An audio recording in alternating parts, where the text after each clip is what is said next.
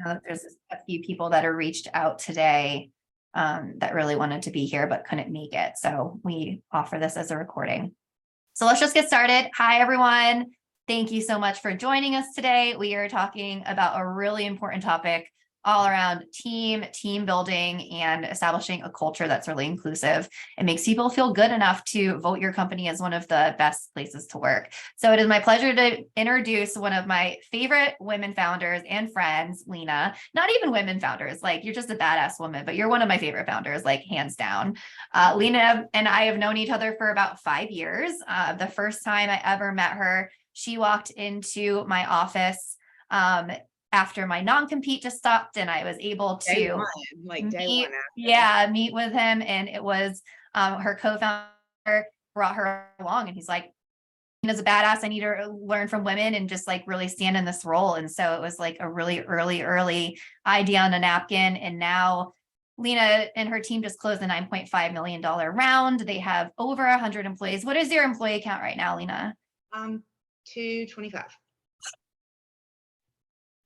Because at the last article I read, it was like over 100 employees, now like double that. Like, let's talk about growth and scale. So right. Lena, welcome to Tech AF. We are so happy to have you here and really talk about your superpower, which is building a great team and everything like that. So I just want to give you a second to kind of say hi. And I'd love for you to just kind of introduce yourself and tell us a little bit about your journey, where you started and where you are right now, and what brings you joy in being a badass founder.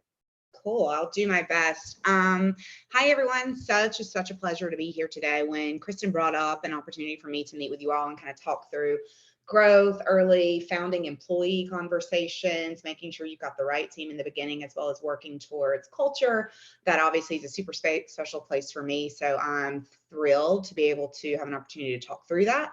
A bit of a backstory on the company that I have now. So the company is Momnt, M-O-M-N-T, no E in that because vowels are expensive when you're doing branding and licensing. So we started as a different company called Artist Technologies in July of 2019 with a seed round of $1.5 million and an angel investor with an idea. And the idea was my founders and I, so there's 2 other founders with me. So it's a little bit of a different journey for many of you that are on this call as a single founder, but it doesn't shift a lot of the same sort of answers I'll probably still give you. But however, so we were able to say, we understand there's a market gap in consumer lending in the financial platform space, and we want to be able to build a technology platform that allows unsecured consumer lending at the point of need to be serviced up to home improvement and healthcare business owners to allow financing to their customers. So all of those are a bunch of words for people who understand what that means in the financial space. But we're a lending solution for businesses to provide low friction, affordable financing to their customers at the moment that they want to finance something. And my founders and I, co-founders and I, worked at a prior place who sort of did it, but we're unable to kind of connect the dots of making technology what is the front and center of the solution versus manual versus processes versus paper. We recognize there was a market gap of making it seamless, quick, real-time, automated, embedded into the platform. And that's the secret fun. So that was an idea that we literally pitched at Barclay Keith and Brian Lanehart and I sitting at a Blind Dog bar. A lot of our stories are around a bar patio. We were Artist Technologies at the time. There was a licensing change about 2.5 years in, so we became Momnt. Best problem ever, best failure story ever. We'll come to that later. But we were in a patio and we were scrabbling stuff out. And I'm like, if we did this and we did this, and Barclay's like, I got a guy that can fund it. Not everybody does. Not everybody has an angel. But we were able to take that $1.5 million, start the work. And where we were able to, I think, do really well is we each had our own sort of space and superpower. So I'm an operator and a product-led focused human who really lives in execution in the details and team building. Brian Lanehart is a CTO, president, strategy, risk mitigation. Barclay Keith is a networking CEO and really great at working in the quant and getting investors. So we had what I can I consider a really beautiful blend of the three of us. That is normally something that a single founder is trying to do all by themselves. And that is incredibly intimidating. So hats off to all of you that are having to sit in the space of, let me be the president and the strategist that's going to talk about the big vision. Let me also be the COO who's bringing that vision down into an executable plan. Let me also be the chief revenue officer who's going out to the market to establish capital markets interactions and relationships and investors. So not lost on me how hard it is to do that by themselves. I applaud you all. So we started with the idea and some money, and we started building what I would call a framework. And we had to be scrappy. And tell me if I'm getting too long, Kristen, if we need to pivot. What we know we needed to be true is we didn't have devs, we did not have development resources, we did not have full stack, back end, front end, designers, any of that. I was building my flows in Lucidchart with boxes and arrows and saying, put a thing here. And I was taking screenshots from my Amex credit card and my Capital One credit card and be like, I like this flow. This looks cute. It should click like this. And I was wireframing it together.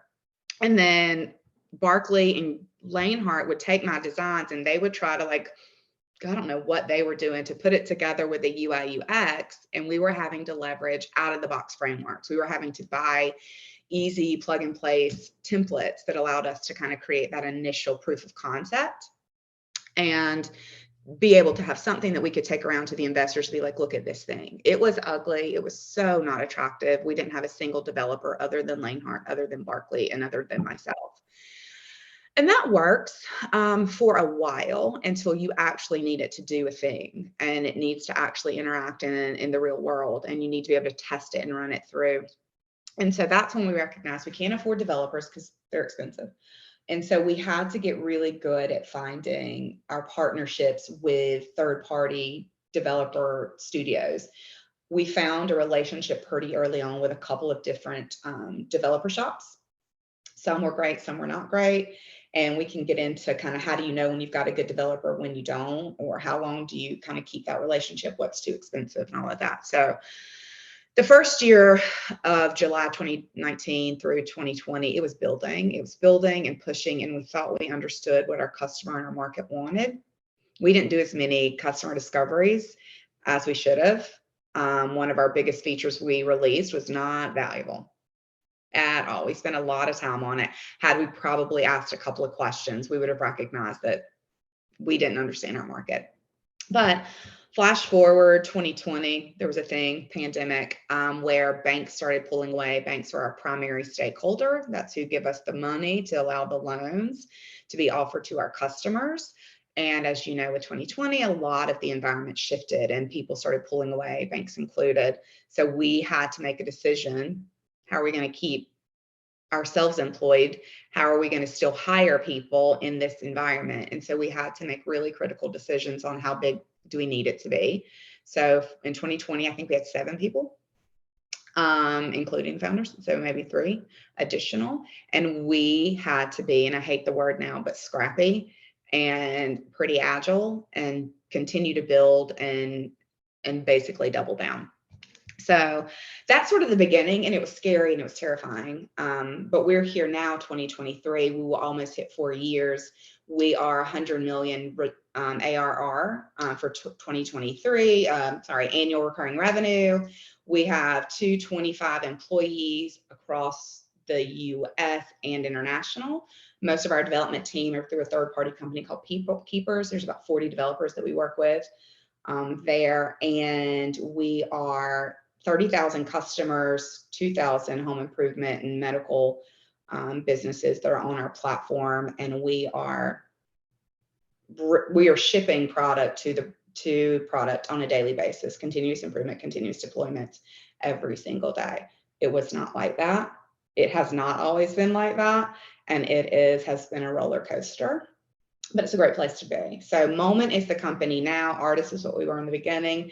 We had to do a rebrand at the end of 2021. I can talk you all through the miseries of licensing and trademarking and doing your due diligence and not just trusting. So I think that's sort of a really large recap, and we can walk into the direct questions that I think will unpack some of those statements a bit more, Kristen, if you want. It's almost like, okay, Lena, we need to have 4 more topics that we have you come in and talk about, because so many things that you've experienced are so relevant. And it's always helpful for founders to understand what can the future look like, and then be able to adequately prepare, yourself as a founder to do so. And then also learn from other people's stories and experiences. So thank you so much for that beautiful overview and impeccable explanation of a very complicated business model. So at this point in your career, Lena, do you have a personal mission? And if so, can you tell us a little bit about that? Yep.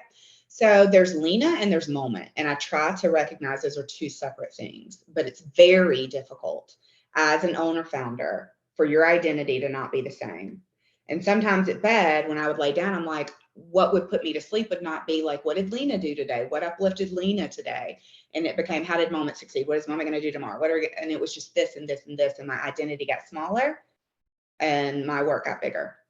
So my personal mission for Lena is to be able to recognize what that leader journey is for a founder, and how we create that true balance of my identity is what made this possible. And if I kind of shrink myself into that, I will lose my core value. But my personal, like I was placed on this earth's mission to do, is to create environments in the corporate and business world where table stakes are environments where people feel seen, heard, empathetic leadership and trust are apparent. And you can show up as your complete authentic self doing your superpower, and you are judged based on the merits of who you are, not on performative, not on any sort of my productivity is my value set. The way people speak to me is aligned with how I want to be treated at work, and being able to not shrink and see. So it's all about creating cultures where people want to be a part of them and they see themselves in them, as well as being able to develop and create this leadership across, I'm using Momnt as my test case and it's going well, but I want to be able to share that with other companies that are like, how do I get started? Where do you begin?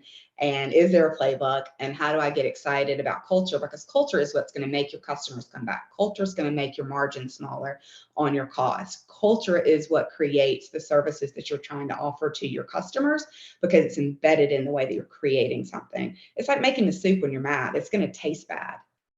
It is. So it's, what are you pouring into? What are your company? What are your developers? What are your employees pouring into what you do? And what are you pouring into it? So my vision is that culture changes the way that businesses operate, and that we're able to show that it has value in a capitalistic society as well as a conscious society.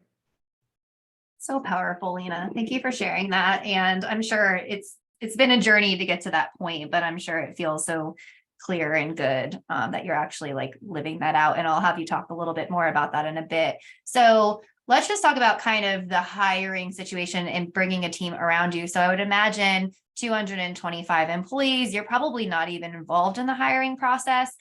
And to going back to the early stages when you said you were so-and-so scrappy, tell us a little bit about what you found success in and being able to really bring some early employees in when you weren't able to pay them maybe what was available in different markets or by other comparable opportunities, and really kind of ensure that you are building towards a culture and people that kind of share that passion. So can you walk us through a little bit about some early successes or things that you learned through that process? Absolutely. When we were in the beginning, we were obviously not funded very well enough to kind of get the high-end blue chip employees. But our first 2 to 3 hires, we treated them like founding employees, and it matters because these are, and we were very specific. We knew we needed a designer, a front-end designer. We still have him. We know we needed whatever we hired Brian Mizell for was not what Brian Mizell does now. He's flexible. He's my utility knife.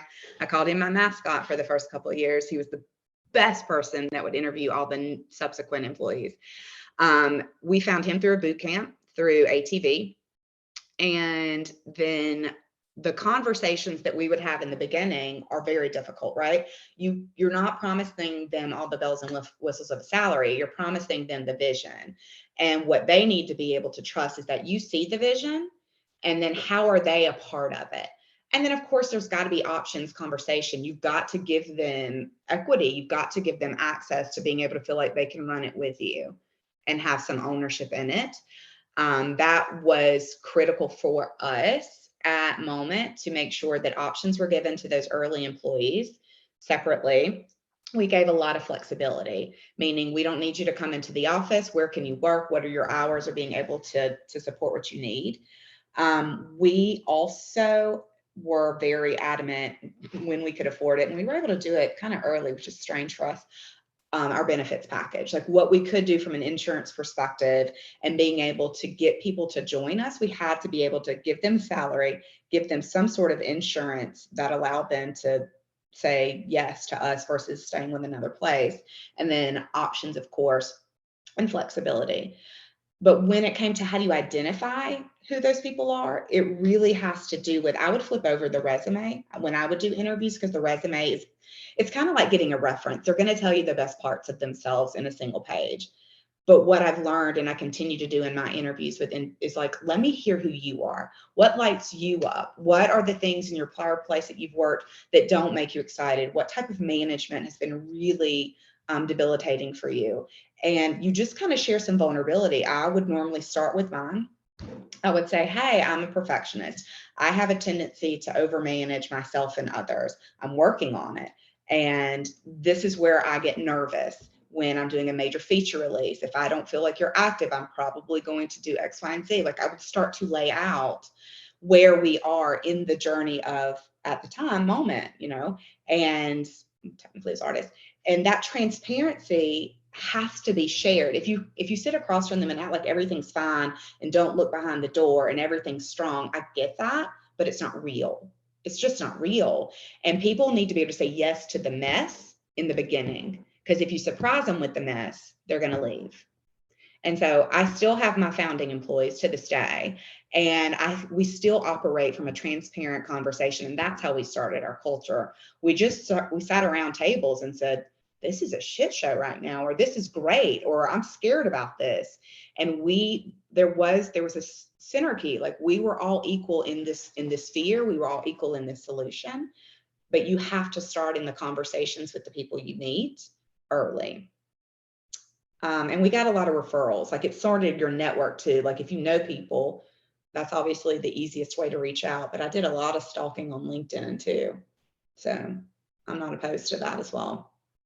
Does that answer your question, Kristen? It does. And I warned you about this, but sometimes I might poke on something that you said. So you said you have to be transparent and say yes to the mess. Mm-hmm. And this came up in a conversation that I had with one of our founders the other day, is that she's having all of these conversations with potential clients, and they're like, wow, this is so needed. This is great. This is so wonderful. And then she comes home and she's like, I'm a freaking hot mess. Mm-hmm. And she's like feeling shaky about that. Like, this is messy. So in regards to having those transparent conversations around being okay with the mess, what did you find kind of resonated when you would bring people into that fold? And this is both from a early employee perspective, but also an early adopter on your customer side. Mm-hmm. On the employee side, what I found is there are all kinds of people, but when people who are interested in a startup, they already have an innate interest attribute that sits inside their core that's like, I kind of like dumpster fires. I sort of like chaos. I sort of want to build a new thing. So if they're already engaged, you have their interest. And so you know that you have a little bit of an entrepreneur type energy as well as an adventure type energy. So those type of humans know that it's not going to be clean, and it's a disservice to not just show them everything, because they're going to want to jump in and help. And what I found with my early founding employees is they were jump inners. I called them Scooby-Doos for the longest time, because they were also my first customer service agents. They were my first risk mitigation task force. They were my product team. They were all the things, just like I was. And those are the humans. We used to call them 10Xers, people that can do this and this and this and this. And not everybody can, but when you can find a few 10Xers, that's who you get to start your company with. Those that can swivel that chair around and they can play customer service to developer to designer to sometimes life coach. And the more you could share where you needed help, the better it was to balance that workload versus doing that founder's kind of martyr thing where you just keep everything to yourself. And then you get a little bit bitter, exhausted, or resentful if you're not dispersing it, because you have to give it away in order to know what people can handle. I want to lean on that a little bit more, because one of my questions is early on, how do you make decisions about who you need on your team? But it sounds like you almost were able to attract and find what I would consider like a Swiss Army knife kind of expertise. How does one go about finding someone that fits under that umbrella that you could literally divide and conquer all that we have, all the hats that we're wearing side by side with another person? Like, give us a little bit of more insight around that. So in my world, where I find people to be able to manage multiple different streams of work and flip back and forth and context switch, I have normally found operators. So anybody that's worked in an operation type environment, either frontline, all the contact center, working in a delivery production line of like, we've got 18 hours a day, 7 days a week, we're working, we're shopping, executing. So operators, project managers are really great at that. So those individuals that can take an entire view, break it down into tasks, then execute with delivery. And they're used to being like, I need this by this, I need this by this. You need order givers and order takers. For me, I know what I needed was I needed someone to see the vision, be able to break it down, execute it, take this part and track it. So for my first hires, she's still my SVP of product. She was phenomenal. She came from a product space. She'd been a project person. She'd been in operations. She understood the assignment. We sat down. She got very aligned with the culture. We got aligned with what it would have to be for her to join. And she's been my number 2 since day one. And I was able to see how she moved and shook by just looking at her background, where she moved across she would literally go from different industries. She's like, one day she was in payments, the next day she was in, I don't know, telecoms. But the ability to pick up and move and then succeed in that taught me that she has the mindset to want to switch and move and be able to adjust. And so don't think you have to get an expert in one thing. I would invite you to look at people who are able to be multifaceted, that who get inspired by chaos and organization. So you need an operator, thing one, always. If you're not the operator, somebody needs to be the operator. If you're better at designing and vision, then you need to find who your operator is. If you're the operator, then you need to understand what you don't have. What's your weakness? What is the one thing that you're like, not my superpower, need to find a gap fill for that? And then unpack that. For us in the beginning, operating was fine, tech was fine. We needed a revenue officer. We needed somebody to go out and hit the streets, because you got to get that market demand on. I'm not a salesperson at all. So there's no way I could have stepped into that gap with any success. And so it took us a while. Our CEO did it for a while, but once we knew that we needed to really ramp and get to revenue, we had to bring in kind of our first blue chip that was able to basically speak and advocate our vision in order to, outrun our burn. So for me, operations and organization and a tactile based early hire was critical. Your developers are important, but do you have your design already? Like, don't get your developer before your design is set, and your journey, your discovery validates the features that you're wanting to build. What's a blue chip? Blue chip is like, you get a big market person. So you would be a blue chip, Kristen, if I was going to start a lending platform to have a COO come in. I would hire you when I had enough money to be like, a blue chip, she comes trademarked, stamped, validated. They've done this before, and they've led it to revenue, or they've led it to acquisition, or they've led it to public. That's a blue chip. Oh, learn something new every day. Thanks for talking me up like that. It's wonderful.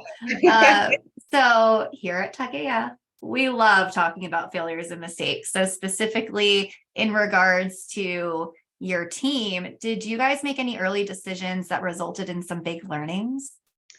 Yes. Early decisions when we did get our first kind of CTO that we tried to not make it be Brian Langhart.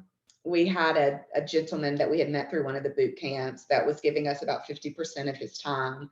And we were so desperate that we were like, sure, we'll take 20 hours a week for you to give us time and organize and manage these contractor consultants that were building our prototype.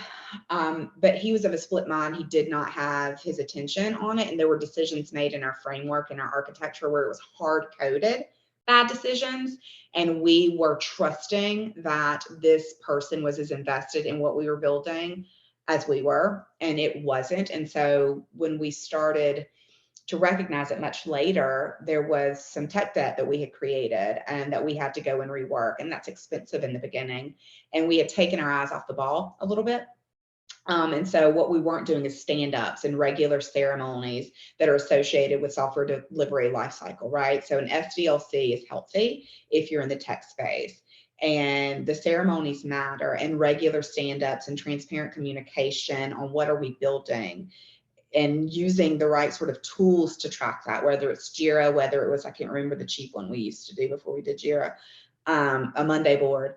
What we knew we needed and we started getting better at was the organizing. And so just because you have a CTO and a developer does not mean they can talk well, they speak the same language, or that they're delivering your business value.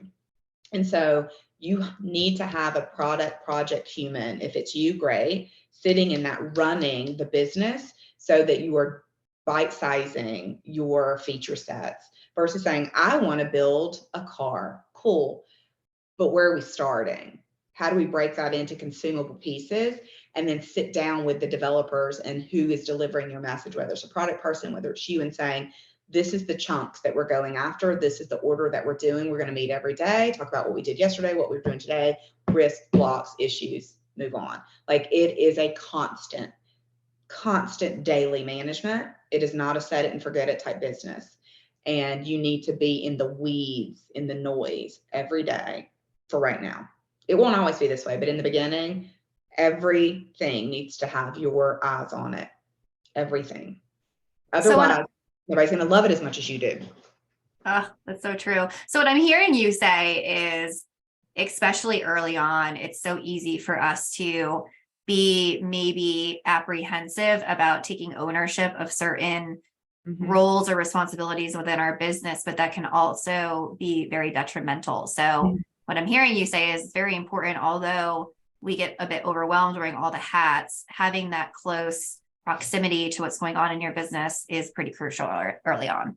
Especially in the beginning. Once you get your team up and you feel like this person has it and I can step back and they're making the same decisions that I would have made, then you can pull back. I got to do that, but it was, goodness, probably almost 12 months in. I hate to say it, maybe 6 months in before I really felt like I don't have to be in everything. And I wasn't even as, and now I'm not even as good as she is or they are. Like the decisions I make are way less direct and correct than in the beginning. So in the beginning, you have to be in the weeds. Don't trust someone to understand your vision. Even if they're with you, you kind of have to stay like in a buddy system, like two people, one shirt, we got to work it out. And that's how you minister to your founding employees, is they need to hear you. They need to make the Kool-Aid with you. They also need to be able to disagree with you. And you need to hold space for that because you might be wrong. And it's okay, because I was a lot in the beginning too. But then when you can release it, also then release it so that you can move on to the other areas of the company that need more attention and support. I love that. So we spent a lot talking about an early team and your experiences there, but I want to lean more into where your passion comes from in culture. So what does culture within a business mean to you? Yep. So culture to me is the current with how things move and shake within a company. If it's happy, it flows well, it communicates well, it supports, it delivers, it feels good energy. If it's unhealthy, you can taste it, you can feel it, it weighs heavy. And where the culture, and culture is such a buzzword now, what it really means to me is, what is the personality of the company? If somebody were to be like, oh, that Jamie, because I'm looking at Jamie, that like Jamie's a real brat, like that's the culture, right? That's going to be the perspective or the perception. And perception is the truth, unfortunately. And and it's a slippery slope. Like if it is not given attention, it can move pretty quickly. So what culture meant for us and means for us now, same and different. It grows every day. In the beginning, it was the culture was going to be play and ease and interaction and availability to building and innovating and stretching our boundaries while offering you options, trying to give you a pretty decent salary and some flexibility and trying to make it a happy place to come and do hard work. And then as we got more mature, we wanted to continue to keep the spirit of play and transparency and innovation and kindness. Kindness is probably the center of what Momnt is. Like if we can be kind, we don't always have to be liked, but at least in all of our service, are we being kind to each other, to our businesses, and to our customers? And kindness sometimes for Momnt can look like I'm not going to say the thing I want to say because that might hurt your feelings and that's my ego popping up. Sometimes kindness is just stepping in when somebody looks like they're drowning and checking on them to be like, how are you today? Where can I be of service?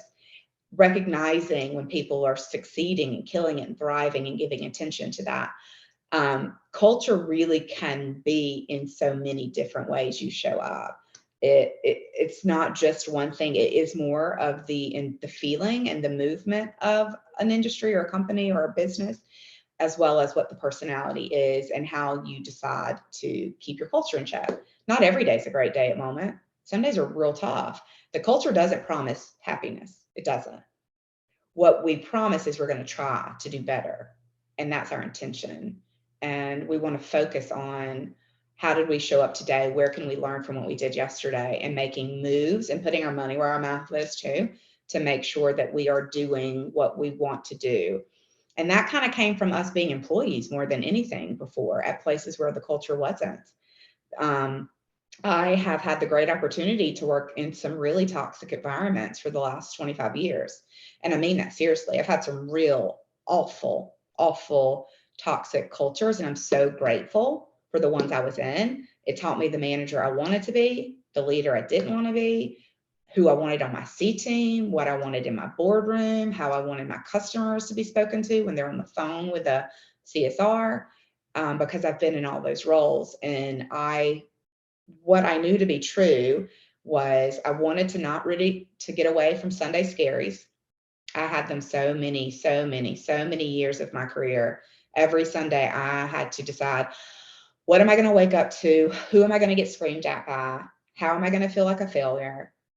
What am I not going to do that somebody's going to expect me to have done? And how can I give myself away? So Sunday scaries, that was going to be a thing. Like no more Sunday scaries. And the other thing, and I say this a lot in some of my conversations, is when I was at a prior place and I was killing myself 18 hours a week, 7 days a week for almost, we'll say 5+ years. And one of my best friends at work was like, Lena, they're not going to love you back. Like you're loving the company. It's not going to love you back. And I remember going, then I will create one that will. Because why not? Why can't we? Why can't we pour love into our employees and our customers? There's no rule against that. You are absolutely allowed to lead with love and heart opening and generosity and transparency, because that's really what people want. And if they see that in each other, then they can be that with each other. So don't put on the blazers and feel like you have to be this performative, this is what a business person looks like. Put on pajamas and do the damn thing and be kind and be generous and be honest and be open. And that's how you get what you want. Otherwise, you're blocking your values.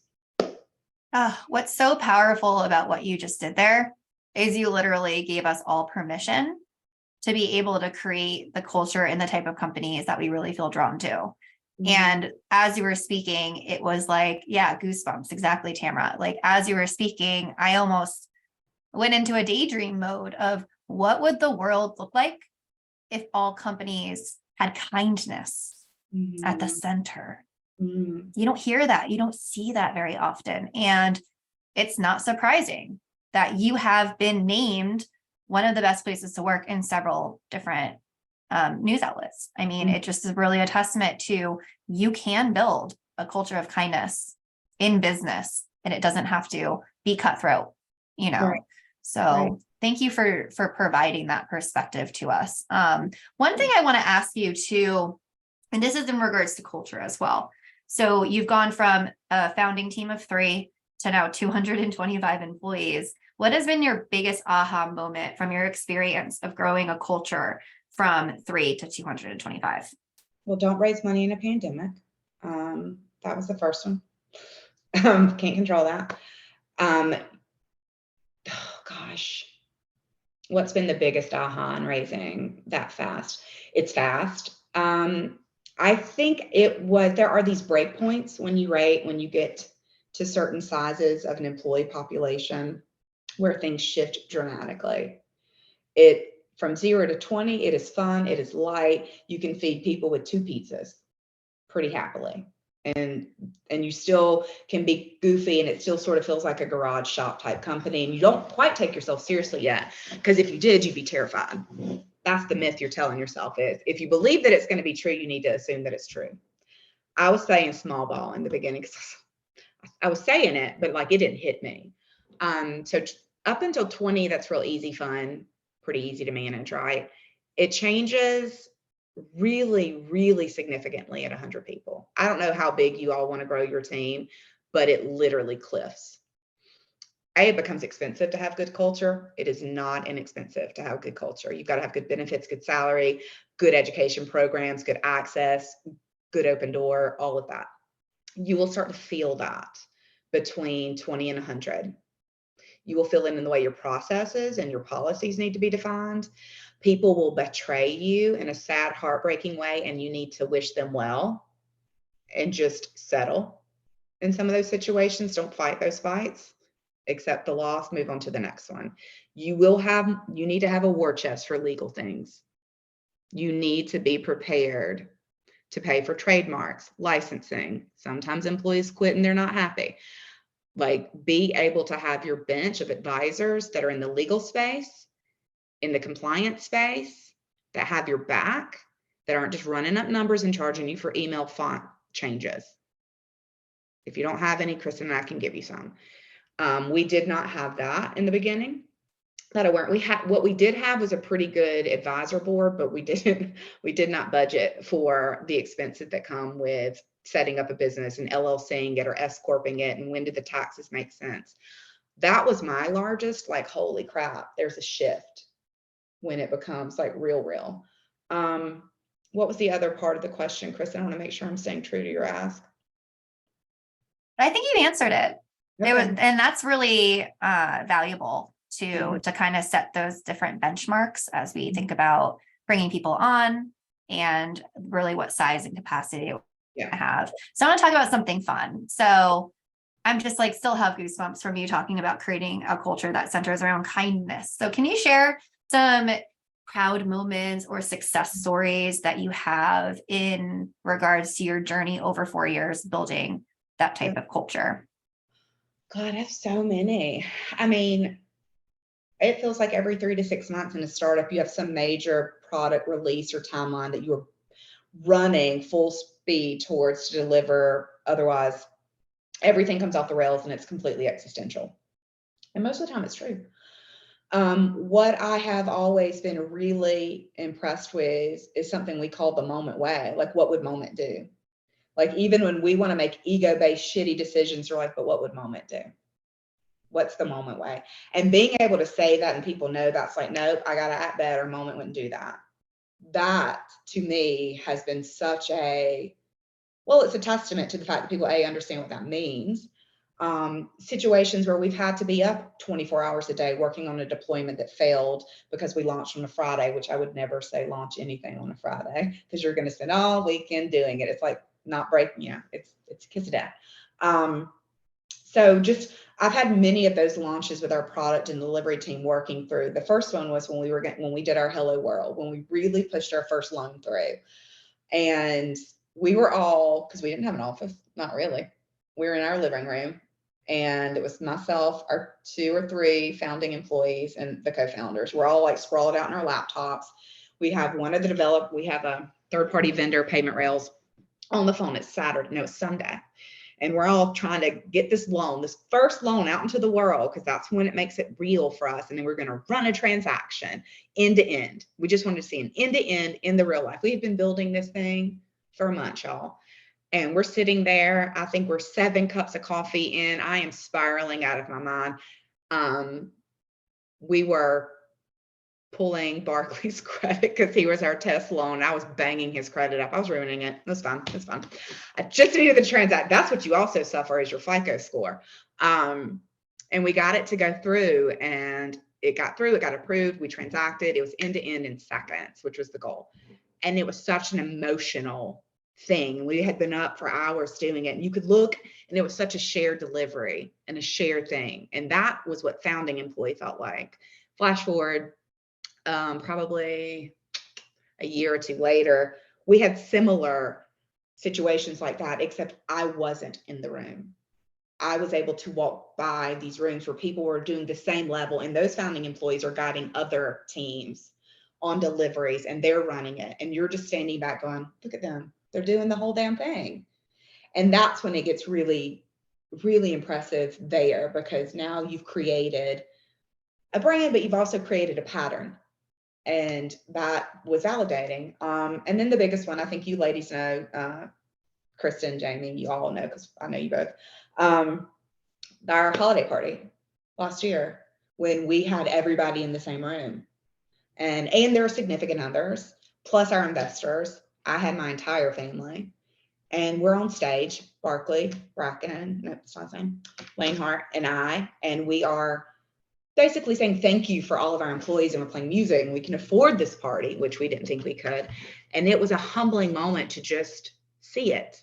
And everybody was happy, and everybody was applauding each other, and everybody was grateful to be here, and everybody was dressed to the nines and looking fit to kill. And that was a proud, if nothing ever happened a day after that, it would have been enough. So I love that. I love that so much. And if, yeah, I just recall the photos that were shared. So they had their holiday party at the Georgia Aquarium, beautiful place. And their employees were decked to the nines. Yeah. And it was just like so beautiful. And I remember your emotions as you were going through that, which was just so beautiful. So 2 questions to wrap us up here. One, in regards to building an early team, starting to really be intentional about a culture, what is a piece of advice that you would like to leave our founders with? So many. For me, the early team, I had to make sure that they were the right fit for my culture first. I don't care if you're great at building, developing, selling. I do not care. I expect that. That's what your resume is for. I wanted to know, can I spend long hours with you? Can you get into this with me and be vulnerable with me? Can you see my failures? Can I see your successes? Can I support each other? Can we do this together? That's for the earlies, that was important to me. And I am a human who, I'm not a single contributor. That's not my love language. I am a team builder. And so I need at least 3 to 5 humans that are on my bench that could run my organization if I were to fall over. And all 3 to 5 of them had kindness, transparency. They were deliberate. They could understand the mission and run it. And they had the ability to speak out and speak up. And that for me continues to be sort of the model that I do with any new department I spin up, any new company that I want to look at. What do the leaders look like? That's what they're going to look at when they start to invest in any of you. They're going to know why do you know how to do this, and what's your leadership organization look like? And it's a team. It is not an individual set of humans. They all need to work and flow and communicate well. I think that's why our C team is so well. We're friends. Like, we truly are friends, and we hang out outside of work, and I love their families. And it's not easy to do, but that's what I have found to be successful. I love that. All right. My final and closing question, Lena, what lights you up the most about being a tech founder? That I'm breaking rules, that I am making it's easier for the next human to grab the ladder. That I'm able to see my journey was always this. And there are more of us in this space now than there were when I started. And that's encouraging. And it's not just tech, it's founding, period. Tech is fun because tech feels powerful to me and I can create something and ship it into the world and touch it and do all this stuff with it. But it's just a great label to have if we're just also going to stand into our full ego. Like, it's powerful. It's powerful. And I enjoy being able to take up that space and then also make space for others to be beside me that want to do it too. That's amazing. Lena, I thank you so much for your time today to have this conversation around culture and team and just your experience of being a founder. And I know how busy you are, so we're really appreciative of that. And at this point, I'd like to open it up for any kind of Q&A. So if you guys have any specific questions about everything that we just covered with Lena, I welcome you to raise your hand, and then you can, and I'll call on you, and then you can unmute and ask your question. But, you know, we covered a lot of things like finding an early team member, building a culture. She talked about early tech development, things like that. And I can ask questions back to y'all if y'all don't have any too, because I'd like to have one question to all of you, which y'all can ruminate on, and then I'll let you answer my question. What is the single thing that if you could fix it now, you would fix it now for all of you? But ask your question to me. I don't know who was speaking. Tamara, I think, is ready with a question. For me, I've got my business. We hire a lot of contractors. My Panda personal assistant next door app. So we get like contractors to be our service providers, but we're very intentional who we bring in. We interview them, we do background checks. So it's not just like a marketplace where just anybody can sign up. So, and I always am kind of like, I always struggle, like, are those my team member? Like, but then, I'm actually kind of realizing that, like, I'm pinging some of them to step in and take on more responsibility as I get to know them and pull them up, even though they're still contractors and not like technically in like my management team or whatever. So like, as far as like working with that sort of team, I mean, I'm assuming it's kind of all the same sort of thing, but would you consider anything different with that sort of model? A little bit different. So I would say, we have 40 engineers of the 220 or 5 people that we have. And many of those engineers who are in Costa Rica, Croatia, have been with us for years, and we treat them like employees. And I think that matters, because if they feel seen and valued, the reason they're not hired is A, we couldn't afford them, or B, international hiring issues, right? So treating them the same as an employee, giving them the attention, giving them the development, the learning and access, you can do that. Not every one of them, but if you have some that rise to the top that you really are leaning on, would you consider bringing them in? Or is it better for you to keep it with the contractor relationship? That's fine.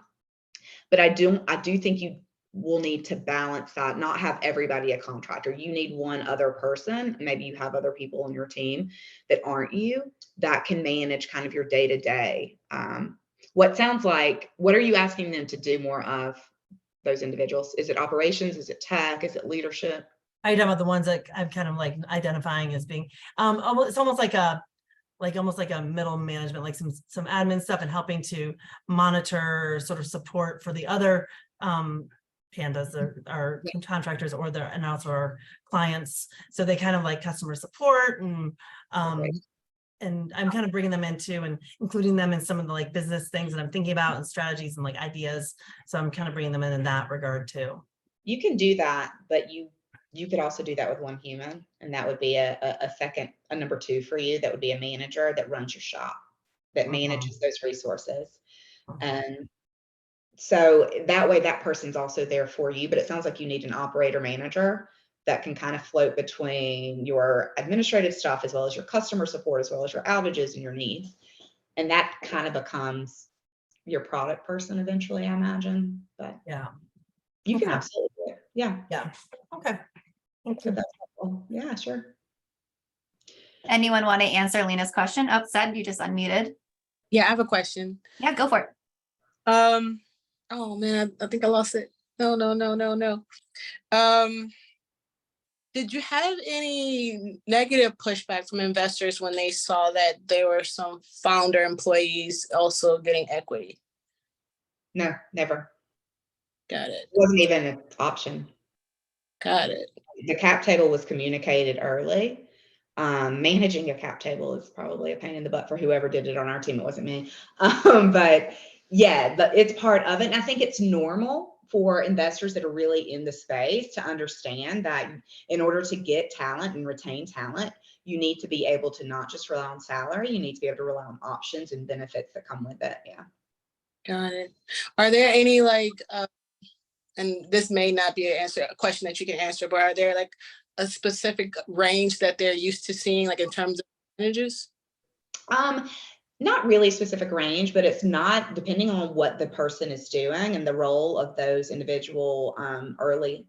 If it's kind of like an entry level, those are probably more options or not percentages of the company. It might just be 30,000 shares, or I'm just throwing numbers out.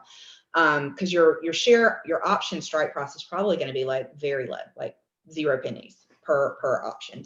And so you can give more quantity. But if you're doing larger roles, like let's say you wanted to hire a VP of sales, that person may have percentage of ownership, right?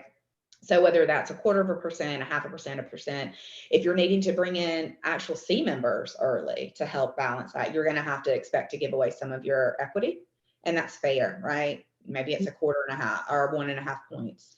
So it depends on the options, depends on the role and what they're bringing to the table. And if they come with a pedigree and you're going to benefit from their pedigree, you absolutely need to be prepared to give them some equity. Okay. Thank you. You're welcome. Good question. Yeah, really good question.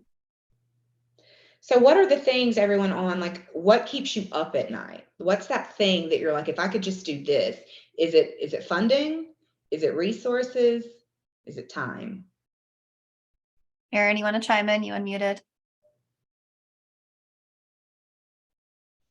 For me, I think we're a social impact business. So we're kind of right in between nonprofit and business. So it's like investment, like big investments is never going to be our future.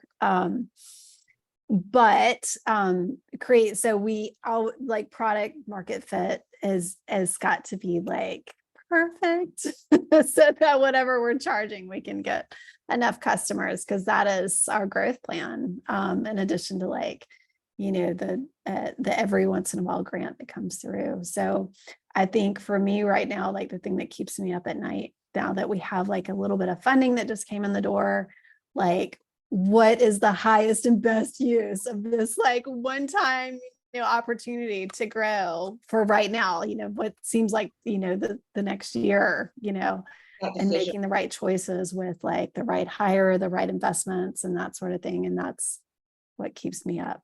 Who makes that decision? Or do you feel like you can make that decision with a team? Well, yeah, so it's me right now. And our team, as Tamara said, we're full of contractors, and trying to create this company culture of decision makers, of people who, are like, damn, I'm only making $18 an hour. And it's, so there's only so much I can expect of them to roll up their sleeves and help make decisions. So I have a loose group of advisors. So, I mean, I'm definitely hearing your advice on getting a better, a stronger advisory team to surround. The network is what your network is your net worth. So how you interact and move in that space, the education that you get from it, even if it's, I'm happy to help wherever I can. Kristen, I'm sure does tons, and Ashley, and you need those. If you're only using contractors, then they may be a little bit disconnected from the purpose. And if you're staying up at night, 18 hours, trying to figure out what the market fit is to use this money for the best MVP that gets it out the door, that's valid. But you also need to share that worry a little bit. Otherwise, in my opinion, do what you will with it. It might get stuck in your body a little bit and prevent you from being able to let the creativity come in, because you're holding on to the fear if I don't do it. And sometimes you have to do this. And I'm speaking it to myself as much as I'm saying it to you. I'm a hold oner. And what I've recognized is when you release it and allow other people to be a part of that conversation, Mhm. challenge, walk through it, whiteboard the shit out of it on a patio at a bar. We came up with Momnt using an AI algorithm sitting behind the deck of an Irish pub when we had 2 days to figure it out before our trademark lapsed. Like, it was 6 people that were not my advisor. Like, you being able to troubleshoot and work through it Mhm. releases some of those blocked channels that you might be. Just my thoughts, Erin. Good advice. I think we have time for one more question. Almost at the top of the hour. If anyone else has anything. You're totally fine. I really loved it. Well, Lena, thank you Yeah. so much. This was You're awesome. happy to Now come I know back. what blue chip is. I feel like, prepared. Well, I got the blue chip because that's what they call it when you get these big athletes that join basketball teams. It's like you want a blue chip like LeBron. You know they're going to win games. You need a blue chip. Yeah, I love that term. Well, I Awesome. loved it. If you guys ever want me back, I'm happy to talk about anything. I'm also happy to just listen, and feel free if anyone wants to reach out with any follow-up questions. I'm available. This is sort of my sweet space, so happy to be of value to anybody if it needs it. Thank you.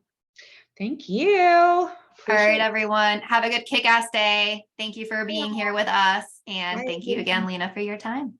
Absolutely. Bye, y'all. Bye.